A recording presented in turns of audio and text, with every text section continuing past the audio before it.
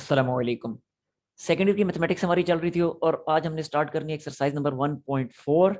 Exercise number 1.4 में limit और continuity का कॉन्सेप्ट है।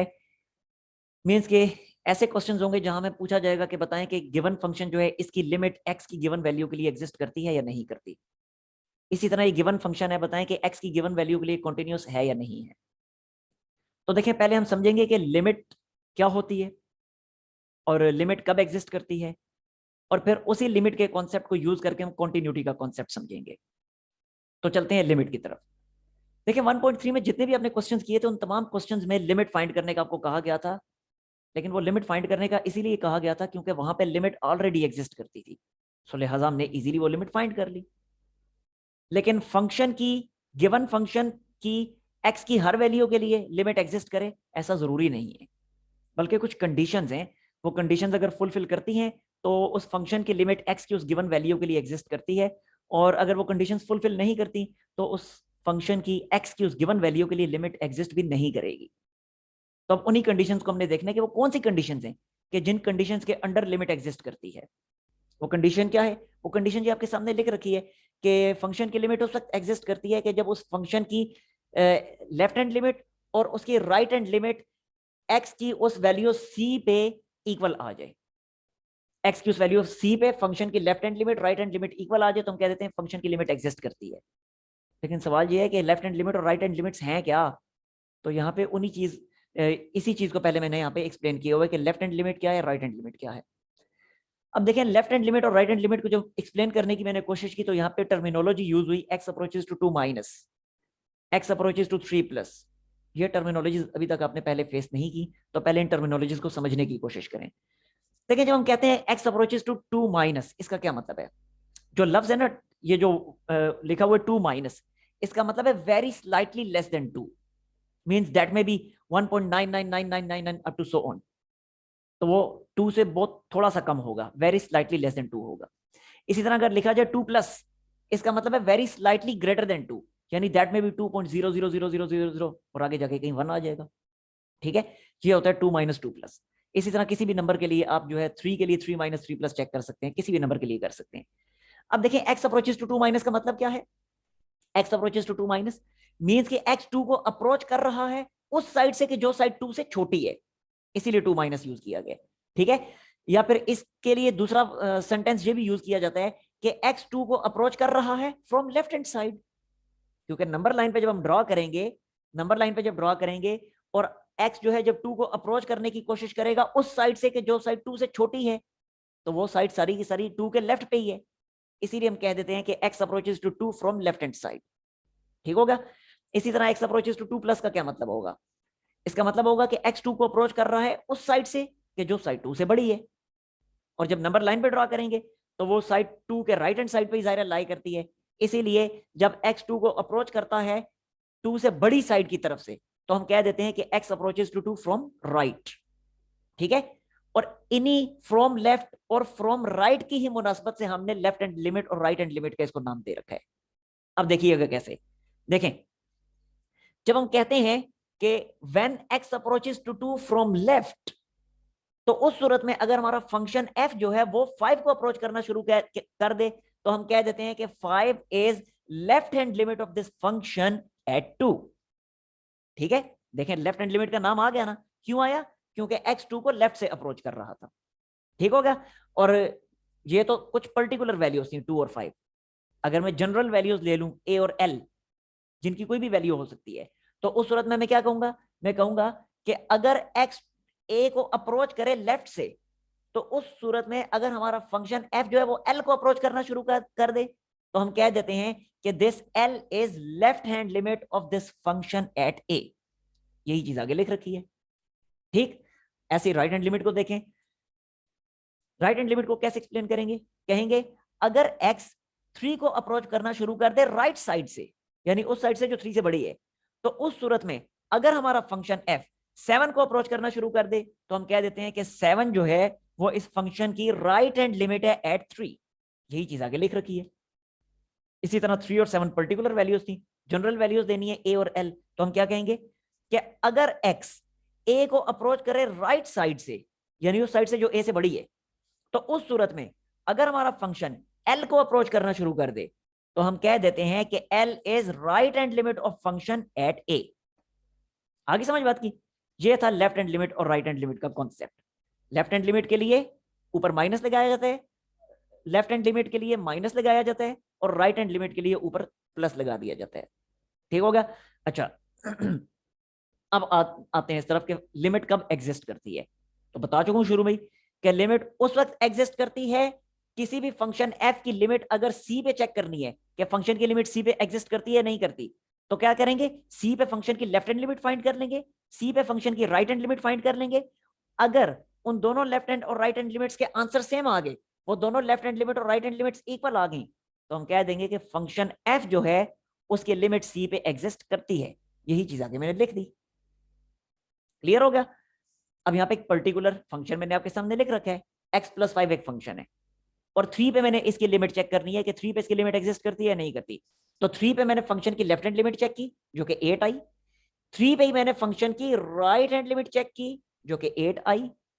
तो जब दोनों लिमिट्स इक्वल आ गई तो हमने कह दिया कि इस फंक्शन की x+5 जो फंक्शन है, इस फंक्शन की लिमिट 3 पे एग्जिस्ट करती है। यही चीज आगे लिख दी। So limit of function exist at 3। ठीक हो गया? अब एक एग्जांपल ऐसी भी ले लेते हैं कि जिसमें लिमिट एग्जिस्ट नहीं करेगी। तो एग्जांपल मिसाल के तौर पे मैंने ले लिया फंक्शन √x, और 0 पे मैंने चेक करना है कि 0 पे इसकी लिमिट एग्जिस्ट करती है या नहीं करती।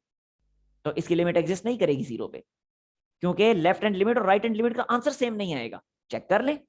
देखिए लेफ्ट हैंड लिमिट का अगर मैंने आंसर चेक करना है, x अप्रोचेस टू 0+, यानी x 0 को अप्रोच कर रहा है उस साइड से जो साइड 0 से बड़ी है, यानी पॉजिटिव साइड। सिंपल सी बात है, पॉजिटिव साइड से 0 को अप्रोच कर रहा है। ठीक है? और जब ये लिमिट मैं यहां अप्लाई करूंगा तो आंसर 0 आएगा। 1.3 में आपने सीख लिया लिमिट अप्लाई करना, उसी के मुताबिक 0 आ जाएगा। लेकिन अब यहां देखिएगा, जब 0 माइनस होगा, यानी लेफ्ट हैंड लिमिट जब मैं चेक करूंगा, तो अब जो है x 0 को अप्रोच कर रहा है उस साइड से कि जो 0 से छोटी है। 0 से छोटी मींस के नेगेटिव वैल्यूज। तो जब नेगेटिव वैल्यूज जब मैं यहां यूज करूंगा अंडर रूट में, तो ये क्या हो जाएगा, आंसर तो आयोटा की फॉर्म में आना शुरू हो जाएगा। तो इसका मतलब ये हुआ कि लेफ्ट हैंड लिमिट तो एग्जिस्ट ही नहीं करेगी, because due to involvement of iota. तो भाई जब लेफ्ट हैंड लिमिट एग्जिस्ट ही नहीं कर रही, तो इसका आंसर राइट हैंड लिमिट के इक्वल कैसे आ सकता है? तो इसलिए मैंने कह दिया कि these two limits, right hand limit is not equal to left hand limit. Therefore जब लिमिट्स इक्वल नहीं आई तो फिर कह दिया कि इस फंक्शन √x फंक्शन की 0 पे लिमिट एग्जिस्ट नहीं करती। समझ आई कि limit of √x does not exist at 0। ये थी लिमिट की एग्जिस्टेंस। अब हम आते हैं कॉन्टिन्यूटी की तरफ कि कॉन्टिन्यूटी क्या होती है, उसको भी लिमिट की बेस पे ही डिफाइन किया जाएगा। ठीक है? कॉन्टिन्यूटी की तरफ चलते हैं। अच्छा अब आगे चलते हैं कॉन्टिन्यूटी क्या होती है। अब इस छोटे वाले बोर्ड को देखना है, ये यहाँ पे कॉन्टिन्यूटी लिख रखी है मैंने। देखिए फंक्शन कॉन्टिन्यूस कब होता है, जिस तरह x की पर्टिकुलर वैल्यू पे हम लिमिट चेक करते हैं, इसी तरह x की पर्टिकुलर वैल्यू पे कॉन्टिन्यूटी भी चेक होती है। सपोज करें x की वैल्यू है c, यहाँ पे मैंने कॉन्टिन्यूटी चेक करनी है कि मेरा गिवन फंक्शन जो है c पे कॉन्टिन्यूस है या नहीं है। कैसे मैं चेक करूंगा? कॉन्टिन्यूटी का फिजिकल मीनिंग क्या होता है वो भी बताता हूँ, पहले मैथमेटिकल मीनिंग समझ लें। अब मैंने x की वैल्यू है c, इस पे मैंने फंक्शन की कॉन्टिन्यूटी चेक करनी है। तो क्या होना चाहिए कि लेफ्ट उसी c पे लेफ्ट हैंड लिमिट, c पे राइट हैंड लिमिट, ये दोनों आपस में आनी चाहिए इक्वल। और साथ ही साथ अगली कंडीशन क्या है, अगली कंडीशन ये है कि अब वो जो गिवन फंक्शन है उसमें x की जगह डायरेक्टली c पुट कर दूं, मैं लिमिट ना अप्लाई करूं, बल्कि अब डायरेक्टली c पुट कर दूं। ये देखें जरा, फंक्शन f में x की जगह डायरेक्टली c पुट कर दिया, तो इसका जो आंसर आए वो भी एग्जैक्टली वही आंसर आए कि जो left hand limit right hand limit का आया था। तो ऐसी कंडीशन में हम कह देते हैं कि function f is continuous at that value of x, क्योंकि c ली हुई है तो function f is continuous at c। ठीक है? एक पर्टिकुलर एग्जांपल देख लें। ये फंक्शन है 2x+1 और मैंने x इक्वल टू 3 पे कॉन्टिन्यूटी चेक करनी है कि 3 पे कॉन्टिन्यूस है या नहीं। तो क्या करूंगा, 3 पे मैं लेफ्ट हैंड लिमिट फाइंड करूंगा, 3 पे राइट हैंड लिमिट फाइंड करूंगा, और फिर 3 को डायरेक्टली फंक्शन के अंदर पुट कर दूंगा। देखूंगा क्या तीनों आंसर्स इक्वल आते हैं। तो देख लें, 3 पे लेफ्ट हैंड लिमिट चेक करें, तो लेफ्ट हैंड लिमिट यहां पे अप्लाई करके देख लें आप, 3 लिमिट यहां पे अप्लाई करके देख लें तो ये 7 बन जाएगा। इसी तरह राइट हैंड लिमिट चेक करें इसी फंक्शन पे, यानी 2x+1 पे। यहाँ पे मैंने 2x+1 लिखा है, यहाँ f(x) लिख दिए, तो चले मैं इसको सही कर देता हूँ। 2x+1, क्योंकि फंक्शन की पर्टिकुलर वैल्यू है ना 2x+1। तो अब इसी 2x+1 पे राइट हैंड लिमिट अप्लाई करें तो ये भी 7 बन जाएगा। अब इसके बाद क्या करें, अब डायरेक्टली x की जगह 3 पुट कर दें इसी फंक्शन में, तो डायरेक्टली जब x की जगह 3 पुट करेंगे तो भी 7 बनेगा। आगे ना तीनों आंसर्स इक्वल, सो हम कह देते हैं कि this function f is continuous. और जब इसका मैं ग्राफ ड्रॉ करूंगा, अब कॉन्टिन्यूअस का फिजिकल मीनिंग आपको पता चलेगा। जब ग्राफ मैंने ड्रॉ किया इसका, तो ग्राफ इस तरह से ड्रॉ होगा। इस फंक्शन f का ग्राफ ड्रॉ करना आप लोग 9th क्लास के एक्सरसाइज चैप्टर नंबर 8 में आप ग्राफ ड्रॉ करने सीख चुके हैं काफी डिटेल से 9th क्लास में। ठीक है, मैं उसकी तरफ नहीं जा रहा। तो खैर, जब इस फंक्शन f का, इस वाले फंक्शन का जब मैं ग्राफ ड्रॉ करूंगा तो इस तरह से ग्राफ ड्रॉ होगा। अब मुझे बताएं कि जब आपने ग्राफ ड्रॉ किया तो ये ग्राफ जो है, इसमें किसी किस्म की कोई ब्रेकेज आ रही है क्या? ग्राफ कहीं से टूट रहा है? नहीं टूट रहा। ग्राफ कंटिन्यूअसली चलता चला जा रहा है, यहां से ऊपर भी कंटिन्यूअसली चलेगा, नीचे भी कंटिन्यूअसली चलेगा। तो जब कंटिन्यूअसली चलता जा रहा है, इसीलिए हम कहते हैं कि ये फंक्शन f जो है ये कॉन्टिन्यूअस है। क्यों कॉन्टिन्यूअस है? क्योंकि इसका ग्राफ कॉन्टिन्यूअस है। आगे समझ बात की? तो जब ये एवरीवेयर कॉन्टिन्यूअस है तो डेफिनेटली x की वैल्यू 3 पे भी तो कॉन्टिन्यूअस ही होगा। अब यहां पे देख लें, ये x एक्सिस पे ये 3 है, तो 3 पे x इक्वल टू 3 पे जो वैल्यू आती है फंक्शन की वो यहां से आती है, और यहां पे क्या वैल्यू आ रही है फंक्शन की? वही जो y एक्सिस पे वैल्यू है, जो कि वैल्यू बनती है 7। आगे समझ बात की? तो 3 पे देखें, फंक्शन बिल्कुल कंटिन्यूअस है, यानी left hand right hand limit वो भी 7 को अप्रोच कर रहे हैं, और साथ ही साथ x इक्वल टू 3 पे फंक्शन की वैल्यू भी हमें मिल रही है 7, वो भी सेम वैल्यू मिल रही है। ग्राफ से भी क्लियर है। So that's why this is a continuous function. अब एक डिसकंटिन्यूअस फंक्शन की भी एग्जांपल देख लेते हैं ताकि सही तरीके से कॉन्सेप्ट क्लियर हो जाए। ये फंक्शन मैंने लिख रखा है। अब ये फंक्शन 3 पे कंटिन्यूअस नहीं होगा, बाकी हर जगह पे कंटिन्यूअस होगा, 3 पे कंटिन्यूअस नहीं होने वाला। क्यों? अभी देख लें। अगर मैं यहाँ पे लिमिट अप्लाई करता हूँ इस फंक्शन पे, तो पहले 0 बाय 0 फॉर्म रिमूव करेंगे, वही जो 1.3 में अपना मेथड सीखा हुआ है। तो ओवरऑल ये बनेगा x+3 ऊपर बनेगा, तो x+3 बन गया। अब उस पे आप लिमिट अप्लाई करके देखें, 3 पे लिमिट अप्लाई करें, लेफ्ट हैंड लिमिट भी राइट हैंड लिमिट भी, left hand limit right hand limit दोनों का सेम आंसर आएगा, और वो आंसर आएगा 6। ठीक हो गया? लेकिन जब डायरेक्टली इस फंक्शन में आप x की जगह 3 पुट करते हैं तो डिनोमिनेटर में 0 बन जाएगा, और जब डिनोमिनेटर में 0 बना तो ओवरऑल फंक्शन का आंसर बनेगा undefined. So I can say that f(3) यानी x की जगह जब डायरेक्टली 3 पुट करें तो ये तो अनडिफाइन हो जाता है। तो जब अनडिफाइन हो गया तो इसका मतलब है कि ये वाली कंडीशन जो है ये पूरी नहीं हुई, क्योंकि फंक्शन की तो वैल्यू ही नहीं मिल रही 3 पे। तो जब 3 पे फंक्शन की वैल्यू ही नहीं मिलेगी, तो जब वैल्यू नहीं मिलेगी तो फिर f(3) जो है उस लिमिट के इक्वल थोड़ी आया, नहीं आया, इसलिए फंक्शन फिर डिसकंटिन्यूअस हो गया। अगर ग्राफ ड्रॉ करना है तो ये देख लें, ये ग्राफ आपके सामने मैंने ड्रॉ किया हुआ है कि जब मैं 3 के करस्पॉन्डिंग फंक्शन की वैल्यू हासिल करना चाहता हूं तो 3 के करस्पॉन्डिंग तो फंक्शन था ही अनडिफाइन, 3 पे तो वैल्यू ही नहीं मिल रही थी, तो इसलिए ग्राफ में इस जगह पे होल क्रिएट हो गया। तो जब होल क्रिएट हो गया तो ग्राफ देखें, इस होल से ऊपर और नीचे टूट गया ना, इस होल ने उस ग्राफ में डिसकंटिन्यूटी प्रोड्यूस कर दी। इसीलिए हम कहते हैं कि this function is not continuous at x equal to 3। 3 पे कंटिन्यूअस नहीं होगा, बाकी 3 से ऊपर भी कंटिन्यूअस है, 3 से नीचे भी कंटिन्यूअस है। आगे समझ बात की? तो ये एक एग्जांपल थी डिसकंटिन्यूअस फंक्शन की। और ये डिसकंटिन्यूटी क्यों प्रोड्यूस हुई? डिसकंटिन्यूटी इस वजह से प्रोड्यूस हुई क्योंकि f(3) पे फंक्शन की वैल्यू नहीं मिल रही, क्योंकि f(3) का आंसर वो नहीं आ रहा जो इन दोनों लेफ्ट हैंड और राइट हैंड लिमिट्स का आएगा। ठीक है, हालांकि left hand limit right hand limit दोनों का आंसर सेम आ रहा है, यानी इतना पोर्शन सेटिस्फाई हो रहा है।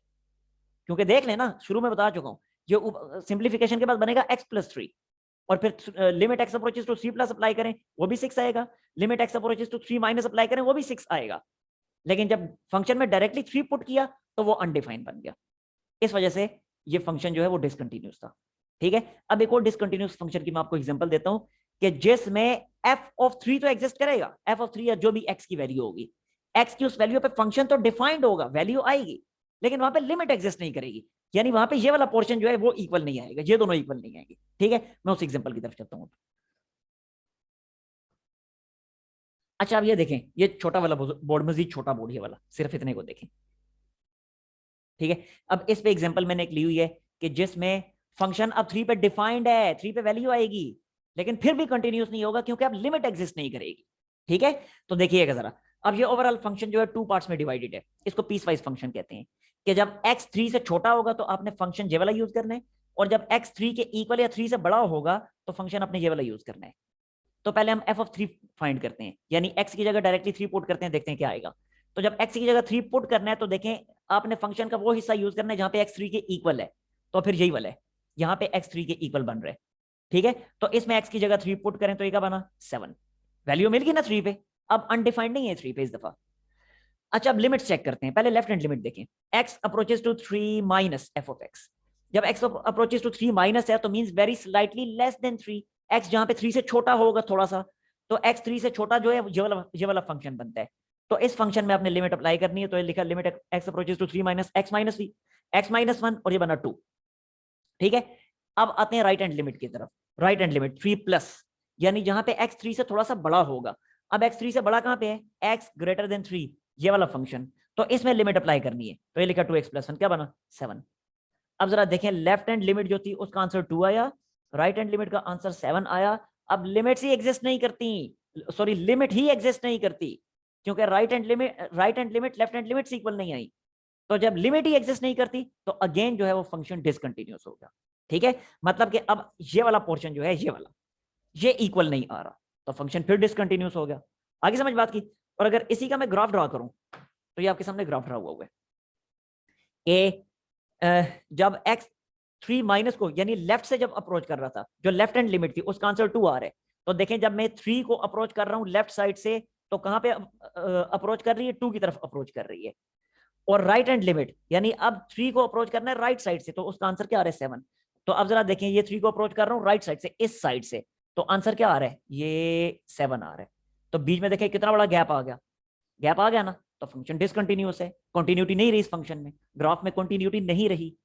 ठीक है, तो ये तीनों कंडीशंस का पूरा होना जरूरी है, यानी left hand limit right hand limit equal आनी चाहिए। दूसरी कंडीशन क्या है कि फंक्शन डिफाइंड होना चाहिए एक्स की उस पर्टिकुलर वैल्यू पे। और तीसरी कंडीशन के कि वो डिफाइंड होने के बाद उस फंक्शन का आंसर भी वही आना चाहिए कि जो लेफ्ट हैंड लिमिट और राइट हैंड लिमिट का आया हुआ है, तब फंक्शन कंटिन्यूस होगा। अब चलते हैं एक्सरसाइज की तरफ और इसी से रिलेटेड कुछ क्वेश्चंस करते हैं।